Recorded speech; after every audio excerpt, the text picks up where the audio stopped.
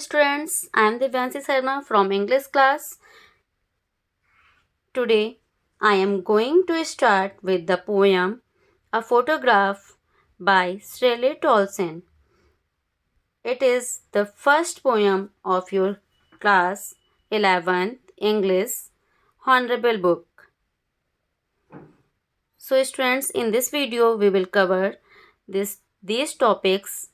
The first topic is title, about the author, explanation and literary devices.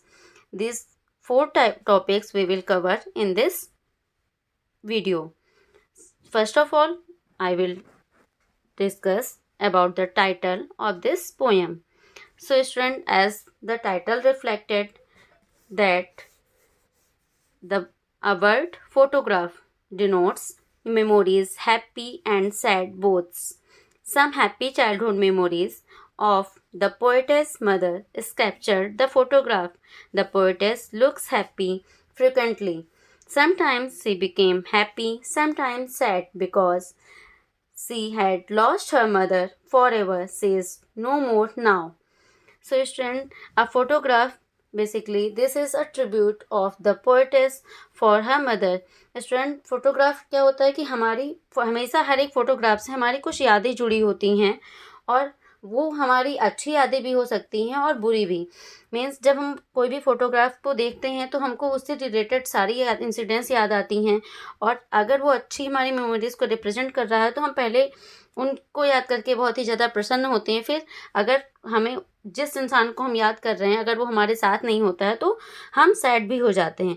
तो इस poem में poetess जो हैं अपनी मदर का फ़ोटोग्राफ देख रही हैं तो पहले उनको कुछ अच्छे इंसिडेंट्स अपनी मदर के साथ के याद आते हैं और वो बहुत हैप्पी होती हैं और बाद में वो फिर सैड हो जाती हैं कि उनकी मदर अब उनके साथ नहीं है। So let's start the poem. But before going through the poem, we will discuss about the author of this poem. Shirley Tolson was born on 20 May 1924 in England. Shirley Tolson का जन्म 20 मई को 1924 में England में हुआ था. A writer, editor came under influence of Celtic Christianity. Tolson, in the poem Photograph, describes the emotion felt as she remembers the story behind the image and what it means to the poet. Shirley टॉन्सन जो हैं वो एक writer हैं और editor हैं और हमेशा ये क्रिश्चियनिटी मीन्स धर्म वाली जो है चीज़ों पर अपनी पोइट्री को लिखती हैं। और इस पोएम में शेरली टॉन्सन जो है डिस्क्राइब कर रही हैं फ़ोटोग्राफ को देख के अपने इमोशंस को और उससे जुड़ी अपनी मदर की यादों को। सो let's move ahead. Introduction of the poem. The poet remembers her mother who died about 12 years ago. इसमें कवित्री अपनी जो है मम्मी को याद कर रही हैं जिनको मरे हुए लगभग 12 साल हो गए हैं. There is a photograph taken when her mother had gone for a sea holiday. और यहाँ पर एक फ़ोटोग्राफ है जो कि तब ली गई थी जब उनकी मम्मी सी हॉलीडेज़ पर गई हुई थी with her cousin and her uncle, अपने कज़न्स के साथ में और अपने अंकल के साथ में. Looking at the photograph, she experience the great loss of her mother. और उसके बाद में जब वो अपनी मम्मी का ये फ़ोटोग्राफ देख रही हैं तो वो ये जो है याद करती हैं कि वो उनकी मम्मी मतलब कैसे उन्होंने अपनी मम्मी को अब खो दिया और ये इनके लिए कितनी बड़ी उनकी क्षति है, कितना बड़ा उनको लॉस हो गया है. The poem basically talks about how death can silence. मुख्य रूप से इस कविता में दिखाया गया कि कैसे मृत्यु इंसान को शांत कर देता है. You and leave you speechless. और क्या होता है कि तब इससे इंसान बिल्कुल शांत हो जाता है और वो बिल्कुल उसके पास अब कहने के लिए कुछ शब्द ही नहीं होते हैं. मीन्स मृत्यु हुई इंसान के जीवन का एक अंतिम सत्य है. तो यहाँ पर कवित्री जो है वो अपनी मम्मी को फोटोग्राफ जब देखती हैं तो जब उनको ये एहसास होता है कि अब उनकी मम्मी उनके साथ नहीं है और वो इस लॉस को जब याद करती हैं तो वो बहुत ही ज़्यादा सैड हो जाती हैं और शांत हो जाती हैं कि उनके पास अब कहने के लिए कुछ भी नहीं है.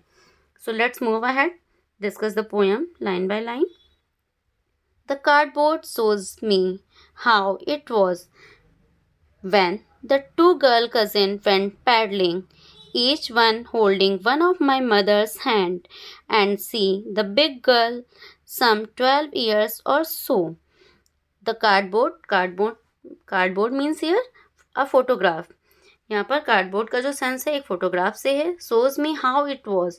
अब वो कवि जो है रिलेट ऑल्सन जो है वो उस फोटोग्राफ को देख के कह रही हैं कि ये फोटोग्राफ मुझे ये दिखाता है कि वो कैसी थी. When the two girl cousin went paddling. Paddling means walking with bare feet in shallow water. Means वो लोग नंगे पैर उस बहते हुए पानी में चल रही थी. तो क्या होता है, the cardboard shows me how it was. Cardboard मुझे ये दिखाता है कि वो लोग कैसी थी जब दो कजिन गर्ल्स जो है अपनी मेरी मम्मी के साथ में पानी में जो है बहते हुए पानी में नंगे पैर जब वो चल रही थी. Each one holding one of my mother's hand. प्रत्येक ने मेरी जो है मम्मी का हाथ पकड़ा हुआ था. मीन्स इनकी मदर बीच में थी और दोनों जो है इनकी कजिन्स लेफ्ट और राइट साइड उनके थी और उनका हाथ पकड़े हुए थी. And see the big girl. यहाँ पर शी किसको रिप्रेजेंट कर रहा है, इनकी मदर को. तो यहाँ पर बता रहे हैं जो सबसे बड़ी लड़की है वो कौन है, इनकी मम्मी है. The big girl some 12 years और सो. तो इनकी मम्मी की एज उस टाइम क्या थी वो बता रही हैं कि लगभग वो 12 साल की थी और बाकी लोग भी ऐसे ही होंगे. तो कवित्री उस फोटोग्राफ को देख के कह रही हैं कि जो है ये उस टाइम उस मेमोरी को याद करती हैं जब उनकी मम्मी जो है अपनी कजिन्स के साथ में सी हॉलीडेज़ पे गई हुई थी समुद्र के किनारे बीच पर. और तब वो जो है कैसे वहाँ पर अपनी कजिन्स के साथ जो है गई हुई थी और उनके कजिन्स ने उनकी मम्मी का हाथ पकड़ा हुआ था. और सबसे बड़ी उनमें से कौन है, उनकी मदर, जिनकी एज क्या है उस टाइम पे 12 ईयर्स और बाकी लोगों की भी लगभग ऐसे ही होगी. तो वो जैसे वो फोटोग्राफ देखती हैं तो उनको सबसे पहले ये सीन याद आता है कि ये फोटोग्राफ उस टाइम का है जब मेरी मदर 12 ईयर्स की थी और वो जो है सी हॉलीडेज़ पे गई हुई हैं. तो कहती हैं देखो तब वो कैसी दिखती हैं. तो यहाँ पर जो है कवित्री अपनी मम्मी को उस फोटोग्राफ के थ्रू याद कर रही हैं. अगर यहाँ पर हम लिटरेरी डिवाइसेस की बात करें तो फर्स्ट लाइन में देखिए कोई भी पंक्चुएशन मार्क नहीं लगा है और ये बिना पंक्चुएशन मार्क के लाइन एंड हुई है, इसलिए यहाँ पर इंजैपमेंट है. और उसके साथ में आप देखें नेक्स्ट जो लिटरेरी डिवाइस यूज़ हुई है वो क्या है, माई मदर. यहाँ पर एलिट्रेशन है because m sound is repeating. Means यहाँ पर एम साउंड रिपीट हो रहा है तो यहाँ पर एलिट्रेशन है. और नेक्स्ट जो आपकी लिटरेरी डिवाइस है वो क्या है कि जो है अब now move ahead came to the next para, that is all three stood still to smile through their hair. all three stood to smile. तीनों लोग वहाँ पर खड़ी होकर मुस्कुरा रही हैं. थ्रू देयर हेयर, यहाँ पर थ्रू देयर हेयर का मतलब है कि वो अपने बालों के थ्रू मुस्कुरा रही हैं. अब जाहिर सी बात वो समुद्र पे हैं, समुद्र के किनारे हैं तो वहाँ पर समुद्री लहरें हवाएं चल रही होंगी तो उनके बाल हवा में उड़ रहे हैं तो वो उड़ उड़ के उनके चेहरे पर आ रहे हैं. इसलिए वो कह रहे हैं कि वो मुस्कुरा रही हैं अपने बालों के थ्रू. मीन्स उनके चेहरे पर बाल आ रहे हैं और वो मुस्कुरा रही हैं तो उनका चेहरा मतलब उस उनके बालों के पीछे से दिखाई पड़ रहा है. At the uncle with the camera, और वहाँ पर उनके जो अंकल हैं उनके पास कैमरा है. A sweet face my mother's that was before I was born. I was born यहाँ पर पोएटेस कह रही हैं मेरी मम्मी मतलब मेरे जन्म से पहले. अ स्वीट फेस, जो सबसे सुंदर सा चेहरा है वो मेरी मम्मी का है. मीन्स उनके जन्म से पहले वो बता रही कि देखो उनकी मम्मी कितनी सुंदर दिखती थी. मीन्स जब जो है हम लोग छोटे होते हैं तो हम लोगों का फेस कितना इनोसेंट और बहुत ब्यूटीफुल लगता है और जैसे जैसे हम बड़े होते जाते हैं तो रिस्पॉन्सिबिलिटीज़ आती जाती हैं और इससे क्या होता है कि हमारे फेस का मतलब जो इमोशंस होते हैं, जो भाव होते हैं वो और जो लुक होता है वो थोड़ा थोड़ा चेंज होता जा रहा है. तो वही कह रहे हैं कि देखो जो मेरे जन्म से पहले मेरी मम्मी का जो चेहरा है वो कितना स्वीट है, बहुत ही मतलब अच्छा सा है. And the sea which appears to have changed less washed their terribly transient feet. तो वो कह रही हैं जो समुद्र जो बिल्कुल भी चेंजलेस है मतलब जो बिल्कुल भी नहीं बदला है वो मेरी मम्मी के जो है पैरों को धुल रहा है. Transient means lasting only for a short time या इम्परमानेंट मीन्स टेम्पररी. मीन्स यहाँ पर क्या है कि समुद्र, वो कह रही हैं अगर हम इस टाइम पर भी उस समुद्र के किनारे जाएं तो वो तो वैसा ही मिलेगा, लेकिन जो मेरी मम्मी के पैर हैं फीट को यहाँ पर ट्रांसलेट बताया गया कि वो टेम्पररी हैं क्योंकि ह्यूमन बीइंग तो की लाइफ जो है वो क्षणिक है, वो कुछ समय के लिए ही है। तो वो कह रही है मेरी मम्मी का उस समुद्र पे जाना और उनके जो फीट वहाँ पर जो उनके पग चिन्ह बने हुए थे, वो सब वो क्या है, कुछ समय के लिए क्षणिक हैं, लेकिन जो समुद्र है वो आज भी वैसा ही है जैसा कि वो पहले था। तो क्या हुआ है कि यहाँ पर जो है वो तीनों लोग खड़ी हुई हैं और उनके उनके अंकल जो हैं उनकी पिक ले रहे होते हैं और वो बहुत ही ज़्यादा खुश होती हैं और हवा चल रही होती है, तो वो अपने बालों के थ्रू मुस्कुरा रही हैं, मीन्स चेहरे पे बाल आए हुए हैं और वो स्माइल कर रही हैं बिकॉज उनके अंकल उनकी फ़ोटो क्लिक कर रहे हैं। और वो पोएटिस कह रही हैं कि मेरी मम्मी जो है मेरे जन्म से पहले बहुत ही ज़्यादा सुंदर थी। अब यहाँ पर देखिए, आपने देखा कि समुद्र और ह्यूमन बीइंग के बीच में कैसे बताया गया है कि समुद्र जो है वो परमानेंट है और वो वैसा ही रहेगा, वो चेंजलेस है, जबकि ह्यूमन बीइंग क्या है, वो टेम्पररी है और कुछ टाइम के बाद में वो लोग यहाँ पर मतलब उनकी डेथ हो जाती है और वो हमारे साथ नहीं रह जाते हैं। तो कह रहे हैं देखो वो समुद्र कैसा है जिसमें कोई भी चेंज नहीं हुआ है और वो मेरे मम्मी के पैरों को धुल रहा है। So यहाँ पर again you can see the literary device, that is the enjambment, because in the first line there is no punctuation marks।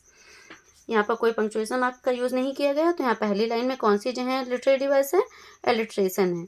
और उसके साथ साथ थ्रो देयर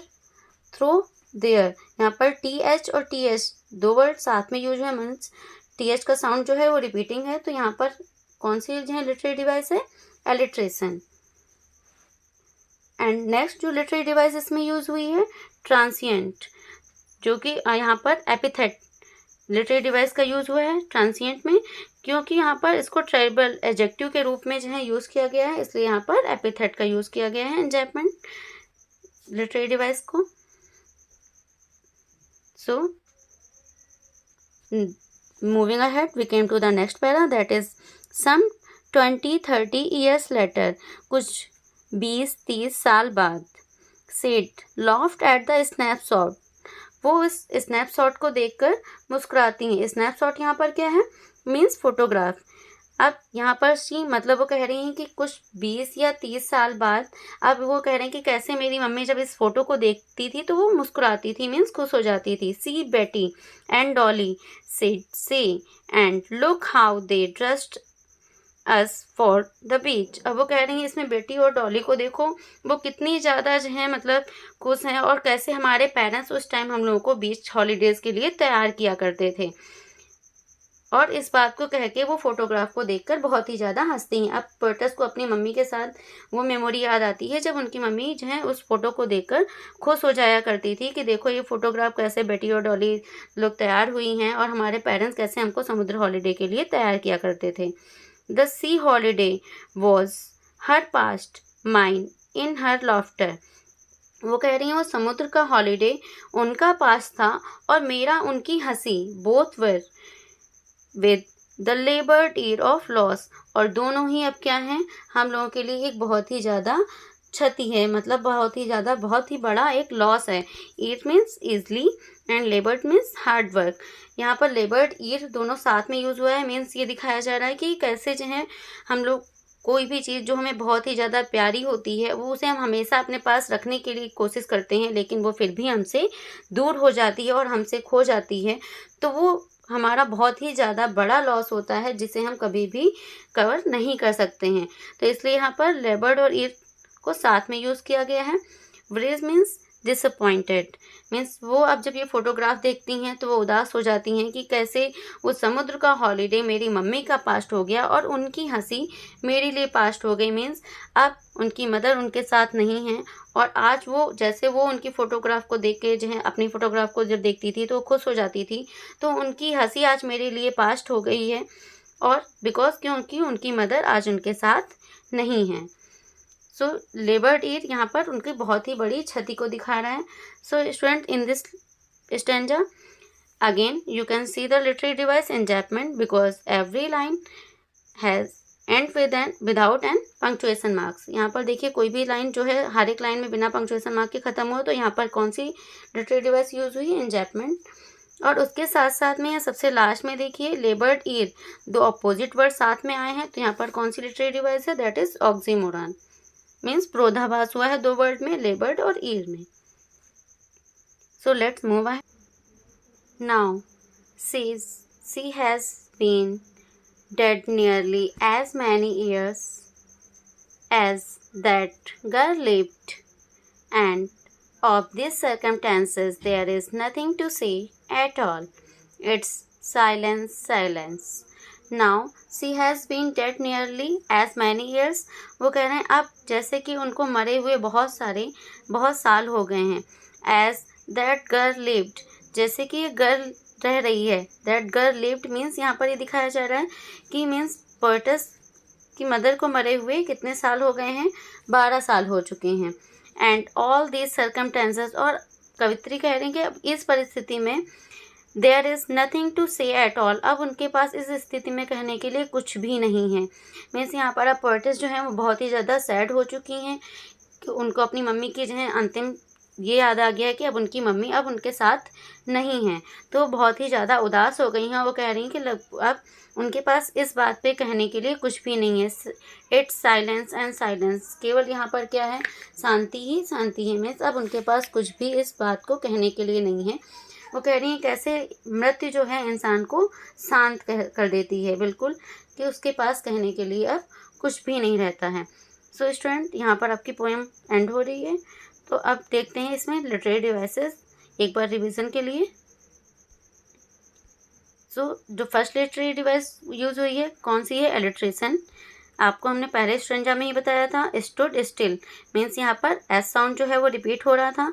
नेक्स्ट जो लिटरेरी डिवाइस यूज एलिट्रेशन में ही जो नेक्स्ट वर्ड जो था वो क्या था, थ्रो देयर मीन्स यहाँ पर टी एच का साउंड जो है रिपीट हो रहा था. और जो लास्ट था वो क्या था, फर्स्ट स्ट्रेंजा में ही माई मदर मीन्स यहाँ पर एम साउंड का रिपीटेशन हो रहा है. एलिट्रेशन क्या होता है, repeating of an consonant sound at the beginning of 2 or more conservative words means starting के वर्ड्स में जब कॉन्सोनेंट साउंड का रिपीटेशन होता है 2 या 2 से अधिक वर्ड्स में, तो वहाँ पर कौन सी लिटरेरी डिवाइस होती है, वो होती है एलिट्रेशन.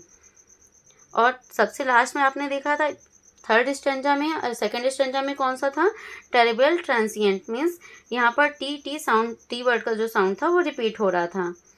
नेक्स्ट जो लिटरेरी डिवाइस आपकी यूज़ हुई है और इसी में जो है लिटरेशन में ही जो लास्ट था साइलेंस, साइलेंस यहाँ पर भी कौन सी लिटरेरी डिवाइस यूज़ हुई है, एलिट्रेशन मीन्स यहाँ पर सा साउंड जो है वो रिपीट हो रहा है बार बार. सा साउंड कॉन्सोनेंट, एस साउंड जो है वो रिपीट हो रहा है. नेक्स्ट लिटरेरी डिवाइस क्या है, allusion. It is a figure of speech in which the act of making an indirect reference to something, the act of suggesting to something means यहाँ पर क्या था, जो लाइन आपने पढ़ी थी, the cardboard shows me how it was, यहाँ पर क्या है, allusion as the cardboard, lack of durability hence as the lack of permanence of life. कि मतलब जैसे कार्डबोर्ड जो है वो जो है क्या है, वो तो जो है ये दिखा रहा है कि वो परमानेंट है, आपके पास हमेशा रहेगा, लेकिन जो लाइफ है हमारी वो क्षणिक है, वो ज़्यादा दिन टाइम के लिए नहीं है. तो यहाँ पर कौन सा जो है लिटरेरी डिवाइस यूज़ हुआ था इस लाइन में, एल्यूजन मीन्स एल्यूजन यहाँ पर जो है लिटरेरी डिवाइस का यूज़ किया गया था, the cardboard shows me how it was. Next जो लिटरेरी डिवाइस यूज़ हुई है वो कौन सी है, ऑक्सीमोरॉन. हमने आपको एग्जांपल क्या बताया था, 2 अपोजिट वर्ड्स जो है जब यूज़ होते हैं तो कौन सी लिटरेरी डिवाइस होती है, oxymoron. It is a figure of speech in which 2 opposite ideas are joint to create an effect. तो वहाँ पर जब जो है 2 अपोजिट आइडियाज़ को कुछ अच्छा इफेक्ट क्रिएट करने के लिए एक साथ ऐड किया जाता है, कौन सी लिटरेरी डिवाइस होती है, ऑक्सीमोरॉन. तो कौन से, लेबर्ड और ईर आपने देखा था दोनों विरोधाभास हो रहा था. और यहाँ पर लेबर्ड means with great difficulty and ईर मीन्स वेरी इजली. तो यहाँ पर ये दोनों वर्ड अपोजिट हो रहे थे. तो यहाँ पर कौन सी लिटरेरी डिवाइस थी, ऑक्सीमोरॉन. नेक्स्ट जो थी पर्सोनिफिकेशन, लास्ट लाइन में आपने देखा था इट्स साइलेंस, साइलेंस. तो यहाँ पर शांति को जो है बिल्कुल पर्सोनिफाई किया गया था कि जो शांति इंसान के मरने के बाद एक जो है शांति सी छा जाती है, किसी के दुख की वजह से इंसान कुछ भी कहना नहीं चाह रहा है तो उसे पर्सोनिफाई कर दिया गया है. तो personification, it is a poetic device in which something that is not human is given human characteristics. और this device is often used in poetry to enhance the meaning of beauty of the poem. तो यहाँ पर here the situation has been given human quality of being silence, यहाँ पर ये दिखाया जा रहा है कि कैसे ह्यूमन में जो है ये क्वालिटी होती है कि जब वो सैड होते हैं तो शांत हो जाते हैं. So in this way we came to the end of this poem. Thank you for watching this video. I hope you like this video. If you like this video, please hit the like button, and for many more such lessons, subscribe my channel English Class. Thank you.